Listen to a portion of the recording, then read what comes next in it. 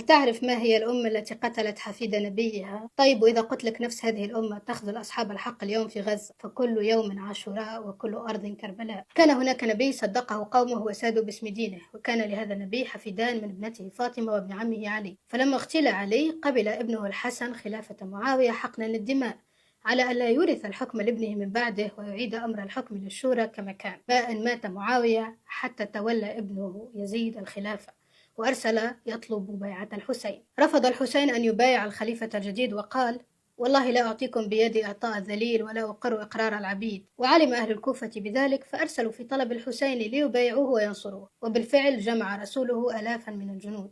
ووصل الخبر إلى يزيد فقتل رسول الحسين وعزل والي الكوفة وفرق من بايعوه بالتخويف والتطميع. لم يعلم الحسين حتى وصل إلى العراق ومعه أهله وأطفاله والقليل من الجند. وأرسل والي يزيد جيشا قوامه 20,000 من الجنود ليقطع الطريق على الحسين في أرض تسمى كربلاء. ولما سأل أحد قادة الجيش الحسين عن الذي جاء به قال: كتب إلي أهل مصركم هذا، أي أهل بلدكم هذا، أن أقدم، فأما إذا كرهوني فأنا أنصرف عنهم. فرفضوا أن يتركوه دون أن يبايع الخليفة الجديد. وهنا قال الحسين كلمات ربما ستعقلها: ألا إن الدعي ابن الدعي قد ركز بين اثنتين، بين السلة والذلة، وهيهات منا الذلة. فيواصل: يأبى الله لنا ذلك، وأنوف حمية ونفوس أبية من أن نؤثر طاعة اللئام على مصارع الكرام.